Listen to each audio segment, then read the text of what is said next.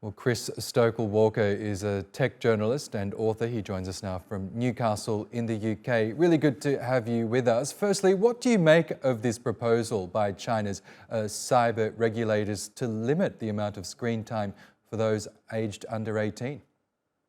It's not hugely surprising. We've seen a sort of global movement, I suppose, towards increasing awareness of the concerns around the use of technology for young people in particular, and the challenges that come with that, the potential issues of addiction, and as you say, myopia, issues with people staying awake, concentration, and so on and so forth. And it's also, I suppose, unsurprising that it is China leading the way on this because they have traditionally had a more interventionist policy, in part because of the way that the country is set up. I think there's also potentially an element here of them wanting to try and have a little bit more control over how people communicate, particularly when they're young and they're more likely to be willing and open to sort of international experiences. So overall, not hugely surprising given the global aspect of this and also given the very specific circumstances in and around China for this.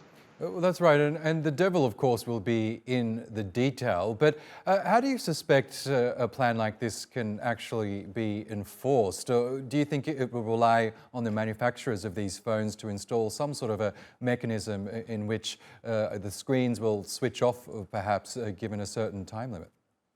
Yeah, so there is under the draft regulations, and it is worth pointing out that they are open for around about another month, tabled yesterday and open for consultation response, although, yeah, as with all things with China, the element of consultation and back and forth is questionable.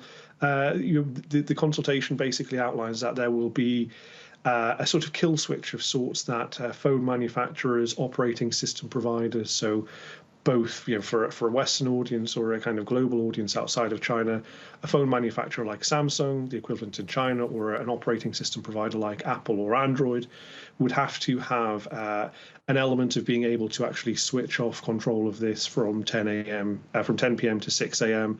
And the ability for parents to override that is there, but it's basically becoming much more incumbent on the tech providers to actually police this sort of thing other than anybody else. And this is something that could be done in theory in other countries, but of course the kind of centralized control system of China means that it is easier to do because you have those companies that are kind of, they recognize the challenges of not adhering to this sort of regulation, so they will willingly put in those switches on smartphones as they are manufactured and come off the production lines.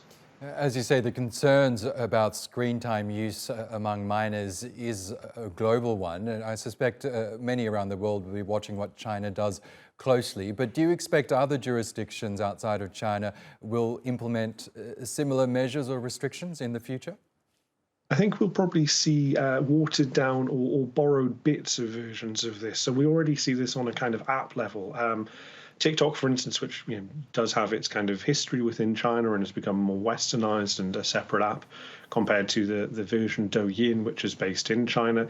It has much quite stringent parental controls, which allow a sort of an account that is connected to a child's account and operated by their parents to essentially turn off access to the app at certain times. So there is this increasing awareness, I think, that just having children get a free-for-all, as it were, with technology is not necessarily the best way forwards. And so I think that we will start to see app developers and others implementing elements of this. But the problem with this is, as with all things like this, children are always able to kind of get around this. They are the most tech literate. I remember, 15, 20 years ago when I was first getting onto the internet, there were lots of barriers that parents could put in place.